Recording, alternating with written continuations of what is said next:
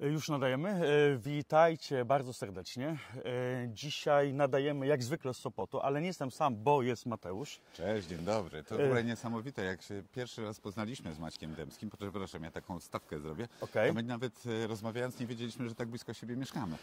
I tak dlatego tak często wychodzimy razem na te nasze wspólne power walki, który dzisiaj mamy ten świąteczny wydaniu. A poza tym ja mam takie wrażenie, że jak się wychodzi z kimś i się rozmawia, to po pierwsze, nam się rozmowa klei, to bez dwóch zdań, a dwa, jakoś tak szybciej czas mija i zawsze można się uścisnąć na powitanie i na pożegnanie. Słuchajcie, 24 grudnia. Wigilia Narodzenia Pańskiego, Anno Domini 2024.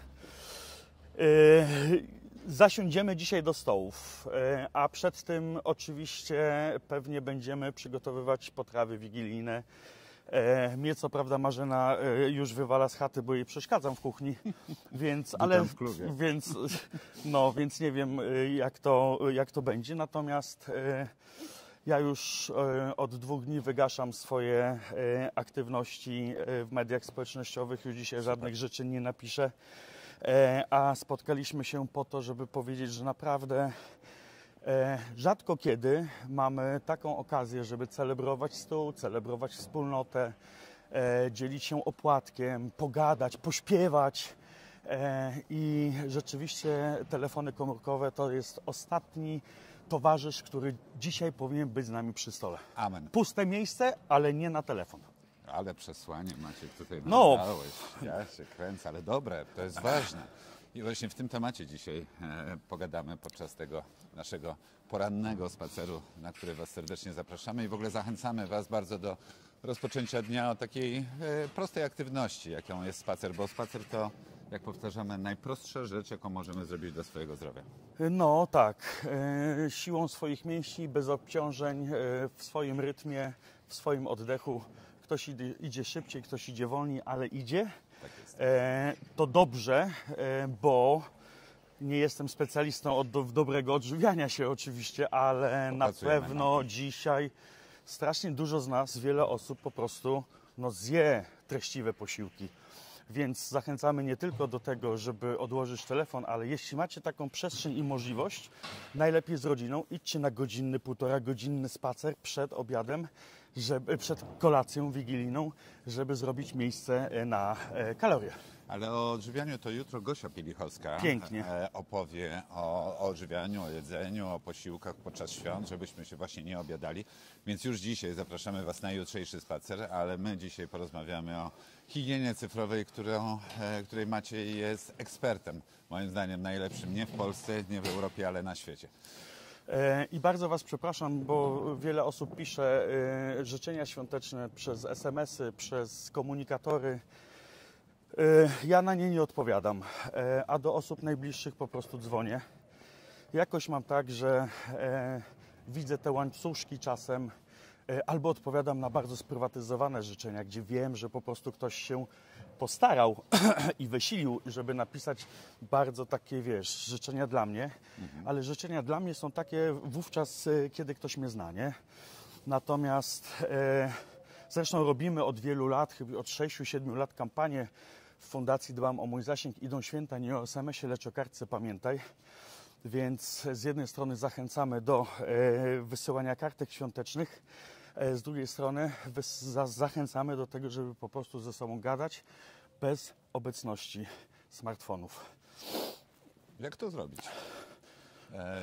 Bo łatwo powiedzieć, trudno zrobić nam. Mamy taką siłę przyzwyczajeń. Oczywiście pracujemy nad higieną cyfrową i my Was zachęcamy do tego bardzo często, szczególnie Maciej to robi podczas Twoich powerwalków. Natomiast jak dzisiaj moglibyśmy prostymi działaniami wpłynąć nie tylko na siebie, ale też i na naszą rodzinę, najbliższych, z którymi się spotkamy dzisiaj? Jak to zrobić? Najlepiej razem. Bo jeżeli jedna osoba z rodziny wpadnie na pomysł, żeby odłożyć telefon, to będzie jej o wiele ciężej niż się umówi z wszystkimi i rzeczywiście wszyscy postarają się odłożyć ten smartfon. To raz. Dwa, to nie jest długi czas, Wigilia, więc tu nie ma co robić metodą prób i błędów. Według mnie trzeba po prostu twardo ciachnąć. Nic się nam nie stanie, jeżeli dzisiaj wieczorem po prostu nie będziemy używać nowych technologii. To nie jest jakiś specjalnie długi cyfrowy detoks. To jest jeden wieczór. A jak się uda Wam przerzucić to na kolejny dzień przy posiłkach, a może to zapromieniuje nie tylko przy posiłkach, bo my mówimy o kolacji wigilijnej, ale równie dobrze możemy powiedzieć o przygotowaniu kolacji wigilijnej, możemy powiedzieć o rozpakowywaniu prezentów, możemy powiedzieć o tym, co się dzieje po kolacji wigilijnej, chociaż biesiadujemy bardzo długo raczej. Więc no, masz rację, że w zależności od tego, jak silne są nawyki, tak trudno nam się rozstać z telefonem komórkowym. Mówisz o tym, żeby zrobić to wszyscy razem. Czyli co, jeszcze przed Wigilią, a może nawet przy śniadaniu, albo jak wszyscy przyjadą, to po prostu może nie pierwszą, ale drugą czy trzecią rzeczą pogadać o tym, nie? Żeby tak, ktoś zdecydowanie był inicjatorem tego działania. Ja powiem Ci, bo ja oczywiście gdzieś tam zawsze myślę o tym, co się wydarzy. To jest ta moja ulubiona metoda Think through things before they happened. Świętej pamięci Paula Elströma, 4-krotnego złotego medalisty. To ja przekładam na sport, ale także na życie. I ja się zawsze zastanawiam, co się wydarzy dzisiaj, jutro, za tydzień. I sobie tak pomyślałem, że dzisiaj, jak wszyscy przyjadą, około 15:30 zaprosiliśmy do nas do domu moją rodzinę, naszą rodzinę, żeby przyjechali, to ja oprócz tam przywitania i tam pierwszych słów, gadki szmatki, to zaproponuję, że hej, odłóżmy wszyscy telefony tutaj na wyspę. Mamy tam wyspę taką małą w kuchni i tutaj one leżą. I chodźcie, sięgniemy po nie. Czy wszyscy są zgodni, że sięgniemy po nie dopiero tam po 19, 20, żeby zobaczyć jakieś tam wiadomości, ale też tylko na chwilkę. Co ty na to? Ustalenie zasad jest kluczowe. W ogóle to jest tak, że jak przychodzą do Ciebie goście, to jest Twój dom, Twój i z Twoich dzieciaków. Tak. Ty macie swoje przyzwyczajenia, macie swoją historię rodzinną, macie swoje rytuały rodzinne. I każdy normalnie szanujący się obywatel powinien takie wasze rytuały po prostu przestrzegać. Mówisz o rytuałach, czy wręcz zasadach? Rytuałach, wręcz zasadach, nie? Ale wiesz, nie każdy, kto przyjdzie do ciebie, może znać twoje zasady w domu, prawda? Więc to tak jak mamy warsztaty z uczniami czy z nauczycielami, bardzo często pierwsze co, to umawiamy się na coś. Okay. Czyli spisujemy sobie te zasady. Tutaj wiadomo, że z tych zasad nie trzeba spisywać, ale takie powiedzenie, słuchajcie, jest dzisiaj czas, że chcielibyśmy, żebyśmy odłożyli wszyscy smartfony, bo to będzie z korzyścią dla naszej rodziny, jest super, bo wszyscy wiedzą, jaka to jest zasada. Nikt nie może powiedzieć, że nie słyszał albo źle zrozumiał. Zawsze możesz wzmocnić, czy zrozumieliście, czy jesteście z tym ok. Może się zdarzyć tak, że wiesz, są różne sytuacje życiowe. Może ktoś przyjechać do mnie, do rodziny na kolację, kto ma chorego tatę i musi być pod telefonem, prawda? Tak, ale to kwestia komunikacji, tak, zdecydowanie. I poinformowania, wręcz wymiany informacji. Natomiast taka zasada, rozumiem, że chwalić takie rozwiązanie. Zdecydowanie tak, bo wszyscy wiedzą, to jest jawne. To jest koniec języka za przewodnika. Tutaj nie ma możliwości, żeby ktoś tego nie zrobił, bo nie usłyszał, nie? Ty masz wyspę, ale niektórzy nie mają nic, bo na przykład może się zdarzyć tak, że ktoś po raz pierwszy dzisiaj coś takiego zrobi. No to pamiętajcie, żeby szukać też takiej przestrzeni na te telefony, żeby one nie były widoczne ze stołu. Żeby nie korciły naszego wzroku. Ktoś może powiedzieć, no nie, ja nie będę odkładał telefonu, będę go trzymał w kieszeni, nie będę go wyciągać, ciszę. Ale jak to już mówiłem kiedyś na Power Rocku, jak trzymasz telefon przy sobie, to i tak go czujesz. Tak. Więc czego oczy nie widzą, temu sercu nie żal. Zresztą jest pod ręką, jest za blisko. Ja sam zauważyłem, że kiedy zostawiam w jednym miejscu, to dobry pomysł, żeby w ogóle nawet do szuflady wszystkie telefony schować, gdzieś tam na przykład w szafie w przedpokoju. Tak. Chociaż lepiej nie, bo ktoś tam zawsze powie, zapomniałem z kurtki. Ale wiesz co, ten efekt zamknięcia jest ważny, bo okazuje się, że bo jak ty kładziesz na wyspę telefony, to ty nie zamykasz, nie robisz ruchu, że zamykasz je. Okay. Kładzie się, nie? Tak, kładę. A sam fakt, że zamkniesz, Tak. powoduje w naszym umyśle o wiele większy taki kontrapunkt, nie mam do nich dostępu, one są zamknięte, wykonałem ten ruch oddzielenia. Okej, to Nie? rozmawiamy tutaj o psychologii trochę naszych Tak, zachowań, no tak, prawda? zdecydowanie.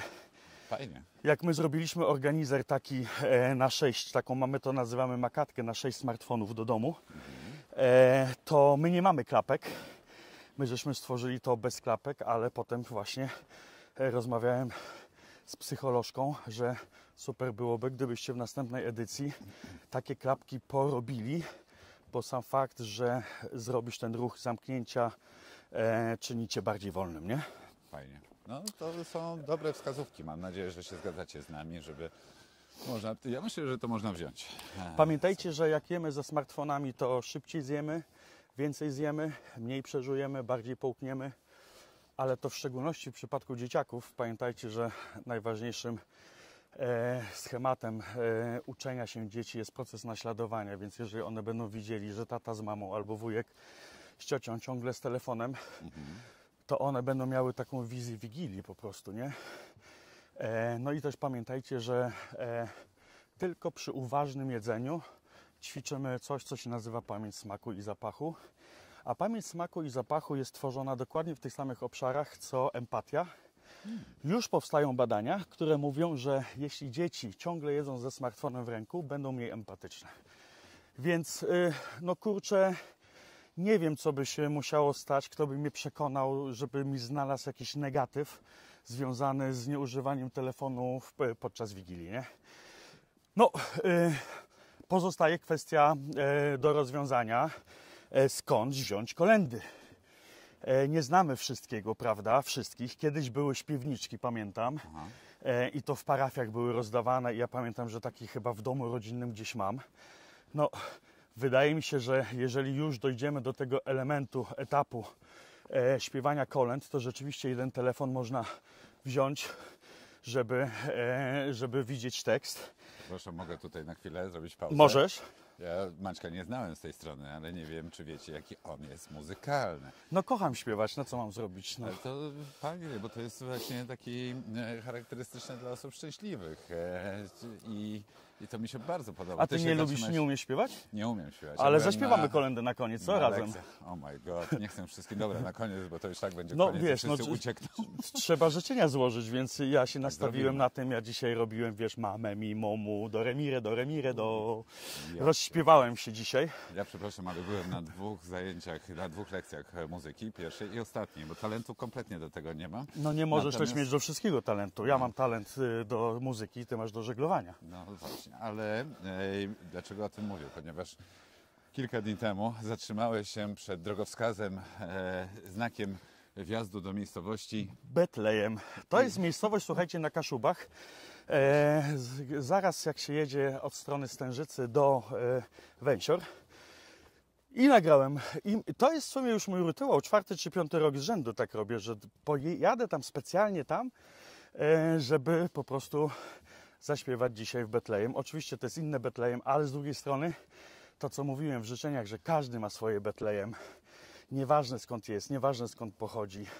Mamy tą historię swojego pochodzenia. I to nawet nie chodzi też o wiarę katolicką, muzułmańską czy jakąkolwiek. No są takie święta w ciągu roku, które bezwzględnie należy celebrować.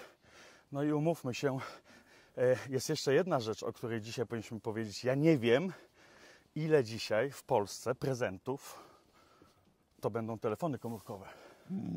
Masz rację, elektronika Teraz cała, sobie tak tablety, przypomniałem, tak. komputery. Pamiętajcie, że telefon komórkowy jest wyznacznikiem statusu społecznego. To on jest dla dzieciaków ważny. Tablet, smartfon.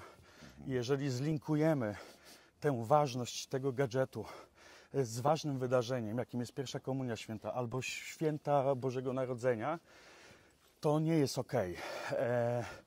To znaczy, że gdzieś to centrum, ta istota schodzi na plan dalszy. Nie? Pytanie, na co dziecko bardziej czeka, nie? Czy rzeczywiście na to przeżycie duchowe, a nawet jak nie duchowe, religijne, to takie, wiesz, wspólnotowe, rodzinne, czy na rozpakowanie prezentu, bo wie, że dostanie smartfona, nie? I teraz uwaga, nawet jak dostanie smartfona, to pamiętajcie o jednej rzeczy. Dziecko nie może od razu nim się bawić. Dostajesz smartfona pod choinkę, ale z taką zasadą, że od jutra możesz używać.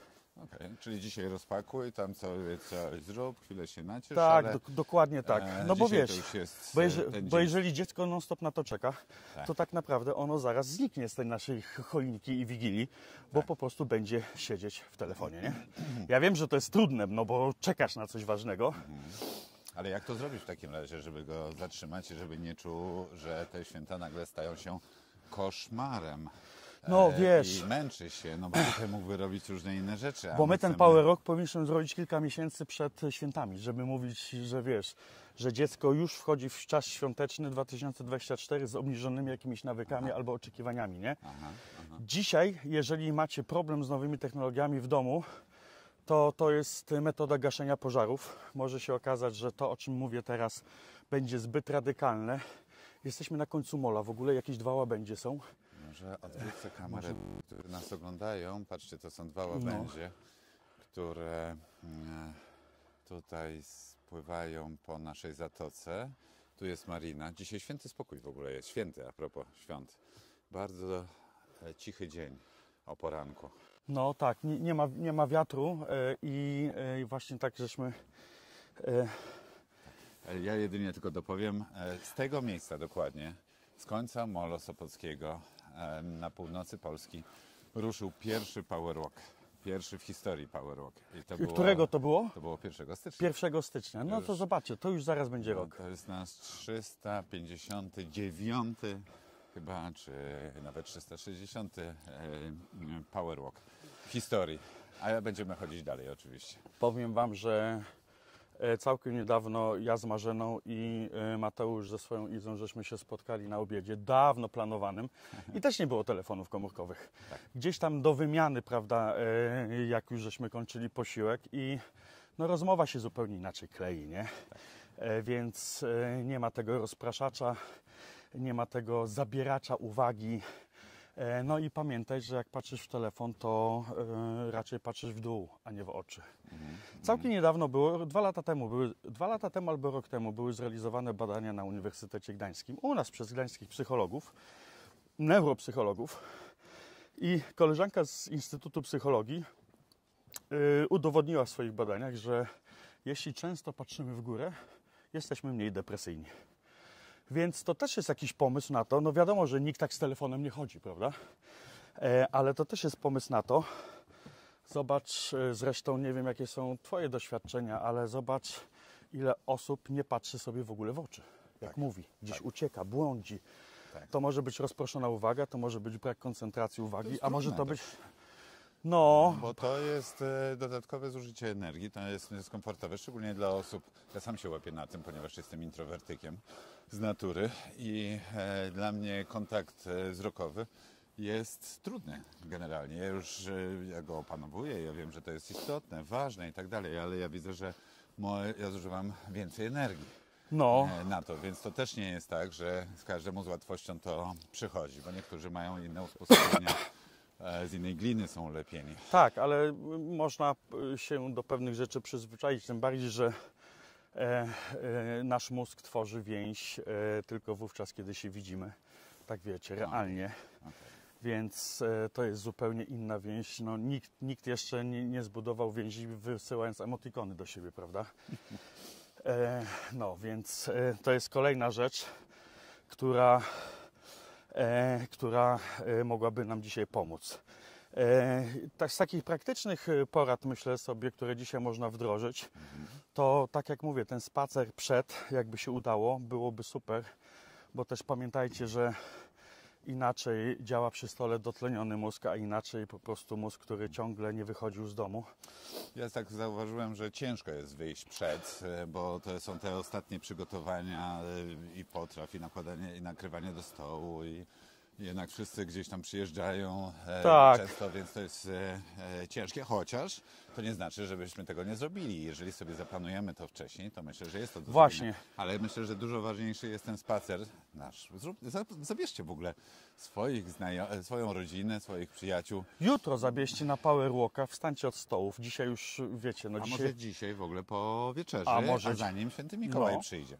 Przed deserami można też to tak zrobić. Zanim tam zaczniemy oglądać Kevina samego w domu. Jeżeli idziecie na pasterkę, bo wiele Polaków chodzi na pasterkę, a macie możliwość przejścia tych 15-20 minut, to też lepiej przejść niż podjechać samochodem, chociaż na pasterkę to wtedy wszyscy fury mają wyczyszczone i jadą. Ale no to są takie elementy, które by nam bardzo mocno poradziły. Nawet jeżeli jedzie się na pasterkę samochodem, to zaparkujmy ten samochód trochę dalej, żeby te 10 minut, a najlepiej 15, przespacerować się jeszcze, zanim dojdziemy do kościoła. No ja dzisiaj idę na Wigilię do Marzeny rodziny, więc ja w ogóle nie będę brał ze sobą telefonu komórkowego, zostanie w domu. Nie jest potrzebny. Okay. Więc to będzie takie mocne rozstanie się ze smartfonem. Przecież nie wezmę kogoś innego telefon i nie będę używał. Jeżeli taką macie możliwość i wiecie, że nie będziecie rozwaleni przez to, cokolwiek dzisiaj zrobicie, musicie zrobić sobie szybką autodiagnozę, jak jest ze mną, jak ja reaguję na nieużywanie telefonu komórkowego, bo to, co ja mówię, może być bardzo dla niektórych proste do zrobienia. Mówię, o czym tam Dębski mówi, przecież ja zawsze tak robię. A dla niektórych może być to po prostu, sufit, nie? A jak nie będziesz miał telefonu, to kto zrobi zdjęcia pamiątkowe podczas Wigilii, podczas świąt? Ktoś inny. Okay. Właśnie, kurczę, ja Ci powiem, że to jest też mój pomysł na 2025 rok, z racji tego, że w sumie ja media społecznościowe Fundacji dbam o mój zasięg, robię całe i wiem, jak bardzo dużo mnie to kosztuje wysiłku też psychicznego, że jestem w tych mediach społecznościowych. Jeżeli uda mi się zaplanować budżet i projekt, o którym myślę, że wypali, mam nadzieję, że wypali, to zapotrzebowałem tam środki finansowe, żeby ktoś to inny robił. Może głupio to zabrzmi, ale niech ktoś się inny uzależni, a ja muszę odpocząć, nie? Po prostu trzeba to podzielić, nie? Tak. To ciekawe, co mówisz i nie wiem, czy zdajecie sobie sprawę, czy sobie czasami tak się zatrzymujecie i zastanawiacie się, jeżeli prowadzicie swoje media społecznościowe, robicie zdjęcia, wkładacie coś tam, oczywiście tak, żeby to miało ręce i nogi, było poukładane, ile to zajmuje nie tylko czasu, ale też i konsumuje energii. Ja sam po tym zauważyłem, że po sobie, że jeżeli, a całe szczęście mam tam swój zespół do zarządzania tym, co wychodzi w świat ode mnie na moich profilach, natomiast bardzo dużo. Bardzo dużo. Bardzo dużo. To jest coś niesamowitego. To jest praca na etat albo na 2. No, ale a jeszcze żyjesz i masz inne rzeczy do robienia, nie?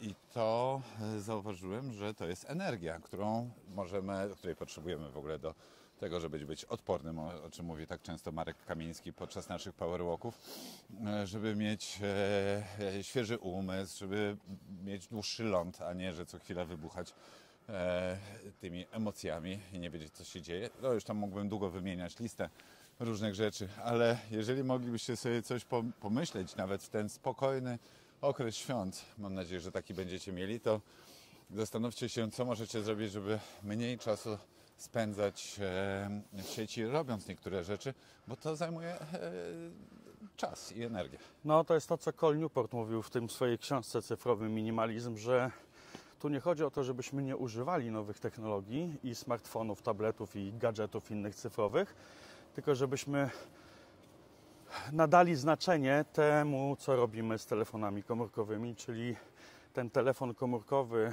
ten internet, to bycie w sieci, niech to będzie taki,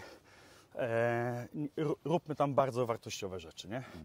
Wiele razy mówiłem i zawsze o tym będę mówił, że najgorszym czasem ekranowym jest dla naszego mózgu, ciała, duszy, psychiki jest bezsensowne scrollowanie, nie? Nic z tego nie wynika. Zeszliśmy już z Sopockiego Mola. Ile to my już kilometrów, może kroków zrobiliśmy? Myślę, że zrobimy sobie spokojnie dzisiaj nad ranem 2000 kroków. Na dobry początek dnia, moi drodzy. To jest fajny pomysł. Nie wiem, czy się w ogóle zastanawiałeś, żeby powerwalkowicze robili kroki. Tak. Myślimy o tym i to myślę, że to jest byłoby pomysł ciekawe do zrealizowania w przyszłym roku. Już mamy wpisanego na listę. Ale dlaczego o tym mówię, gdzie jesteśmy? Ponieważ zaraz wejdziemy znów z powrotem na Monciak. Natomiast tutaj za nami jest lodowisko, które otwierał Mariusz Czerkaski, nasz znany i lubiany hokeista z NHL. I tu dużo osób z Trójmiasta przychodzi. Zresztą lodowisk mamy całe szczęście sporo w Trójmieście. Mam nadzieję, że wy również w swoich miastach. Fajna zabawa, pomysł też na to, żeby pójść na łyżwy rodzinnie. Tak, nawet wielopokoleniowo w pierwszy, drugi, trzeci dzień świąt. Polecam, bo jest to fajny sposób na też aktywność. Ale to zobacz, dobrze o tym mówisz, bo tak naprawdę powinność za higienę cyfrową spoczywa nie tylko na rodzinie, prawda, na tym, co zrobimy w domu czy w szkole, ale sama gmina, miasto może być bardziej sprzyjać temu, czy albo nie. Więc jeżeli gmina, Sopot, Gdańsk, Gdynia, Kraków, nie wiem skąd jesteście, ma taką infrastrukturę, która zachęca do aktywności fizycznej, wspólnej, zbiorowej, rodzinnej, no to po prostu z tego korzystajcie, nie? Maciek, na chwilę chciałbym wrócić do tego pomysłu, że jak nasze maluchy, no już bardziej młodzież, dostaną jakąś elektronikę dzisiaj, nawet ten pierwszy smartfon i tak dalej, albo nowy model, no to będą chcieli od razu to otworzyć i sam powiedziałeś, hej, zróbmy tak, żeby ustalić, że to mogą sobie rozpakować, tam uruchomić, ale tylko 10 minut, później odkładają i jutro masz ten dzień, kiedy możesz zacząć z niego korzystać. No, ale co w miejsce tego? Co zrobić dzisiaj, żeby ich zająć, żeby było fajniej, żeby mieli dobre wspomnienie, a nie męczyli się, bo coś im zabrano. No na pewno nie telewizja, prawda, czy Netflix, bo to zmieniamy tylko rozpraszacza, więc wiem, że to najtrudniej, ale dać czas kreatywny od siebie stworzony. Czyli coś wcześniej zaplanować, wymyśleć, nie wiem, co tak. to może być gra? To może być gra, to mogą być kalambury, wiesz, świąteczne, gdzie bierzemy, wiesz, na warsztat tylko historie albo rzeczy, przedmioty związane ze świętami na przykład, nie? Tak. I wtedy wszyscy się bawimy, czy to pokazywane, czy rysowane. Mnóstwo jest takich gier teraz, gdzie członkowie rodziny mogą się poznać. No zobaczcie, to jest po prostu pięknie, nie? Poznać bardziej, więc między sobą, więc to chociażby to, prawda? Wiadomo, że wspólne śpiewanie kolęd nie będzie trwało 3-4 godziny, natomiast no tak to trzeba dobrze rozplanować, żeby dziecko poszło zmęczone jednak spać, a nie przebodźcowane. Więc jeżeli uda nam się, żeby dziecko nie używało tego telefonu też przed zaśnięciem, to w ogóle jest dobra rada dla wszystkich, nie?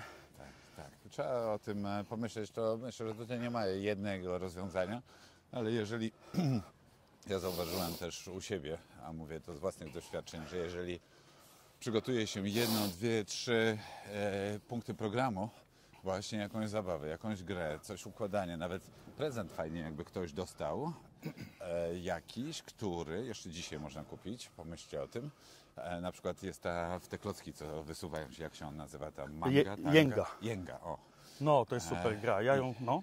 I jeżeli święty Mikołaj komuś przyniesie taką jęgę, tak? Jęgę. Na ten, to już to może zająć 10, 15, może 20 minut. I wiecie, jeżeli dzieciaki w to wejdą, to nagle się okaże, że ich skupienie nie jest cały czas w myślach o smartfonie, czy o komputerze, tylko właśnie hej, zagramy. A później po tym jeszcze coś i jeszcze coś. Wejdą jak dorośli wejdą. Dla mnie kluczowe jest to, że to tak jak z zasadami, nie? Najgorzej to się z dziećmi umówić na zasady w domu, których sama nie jesteś w stanie jako mama czy jako tata przestrzegać. Więc naprawdę jeżeli nam rzeczywiście zależy, żeby nie używać dzisiaj zbytnio telefonów komórkowych, to wszyscy musimy się to po prostu jak jeden mąż i jedna żona zaangażować. Zakładasz okulary do śpiewania? Nie, zakładam okulary, żeby zobaczyć, ile my już idziemy. Idziemy już 20. pół godziny. No. 29 minut. Ja cię Zaraz kręcę. będziemy kończyć. To co, śpiewamy? No to kończy. A to powiedz, dzisiaj w Betlejem zaśpiewamy, ale złóżmy jakieś życzenia. Dobrze. Słuchajcie, ode mnie, tak na przymiankę, dobra? Dobrych ludzi wokół. Tak, i takiej serdeczności wynikającej w dwie strony. Nie tylko, że my tą serdeczność poczujemy, ale też dajmy, wspierajmy też innych. Tego Wam życzymy. I żebyśmy potrafili bardziej dziękować za takie prozaiczne rzeczy, że wstaliśmy, że możemy chodzić, że żyjemy, że nie ma u nas wojny, czyli bądźmy bardziej dziękczynni. Tak, żebyśmy byli dziękczyni, ja się do tego podpiszę i doceńmy, co mamy. Bo naprawdę często cały czas patrzymy dookoła, czego nie mamy i co inni mają, a doceńmy to, co mamy. Równowagi życiowej na każdym polu, takiego balansu. Zresztą te nasze powerwalki w sumie, gdyby powiedzieć o czym są, to każdy z nas szuka jakiegoś takiego balansu i równowagi. Nie każdy potrafi jak Marek Kamiński żyć na biegunach, a i to ma swoją cenę, więc bezpieczny środek. Tak, i życzymy Wam, nawiązując też do tego, ja tak się łapię Twoich Tak, życzeń, tak, oczywiście. ale ciągnę ją w różnym kierunku, zdrowia. Przede wszystkim zdrowia, moi drodzy, dla Was, ale także i dla Waszych najbliższych, dla wszystkich tak naprawdę, ale o to zdrowie samo nie przyjdzie. Bo tak sobie myślimy, fajnie by było, jak życzymy zdrowia, to ono mi będzie towarzyszyć. Nie, nie, nie, zadbajmy o nie, począwszy od właśnie codziennej aktywności, do której Was zachęcamy w takiej fajnej, prostej formie, jaką są spacery, ale także, żeby zadbać o swoje odżywianie, o sen, o którym tak dużo mówimy na powerwalkach i dajemy fajne wskazówki, jak zadbać o ten jakościowy, zdrowy sen. I tego właśnie życzymy. Tylko zdrowia, które jest w Waszych rękach, moi drodzy. Nie musisz śpiewać, bo może to być dla Ciebie niekomfortowe, możesz mruczeć, ale to w takim razie ja zacznę, dobra? Śmiało. 3, 2, 1, jedziemy. Dzisiaj w Betlejem wesoła nowina, Hej. że Panna czysta porodziła Syna. Hej. Chrystus się rodzi, nas oswobodzi, anieli grają, króle witają, pasterze śpiewają, bydlęta klękają, cuda ogłaszają. Jak Dla to Was. pięknie śpiewasz. No.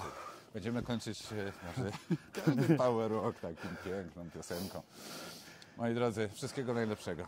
Trzymajcie się. Dużo zdrowia, wesołych świąt Wam życzymy. Radości na nowy rok. Dokładnie. Pozdrawiamy Was serdecznie i zapraszamy na jutrzejszy powerwalk, którego gospodynią będzie Gosia Pielichowska w pierwszy dzień świąt, Boże Narodzenie.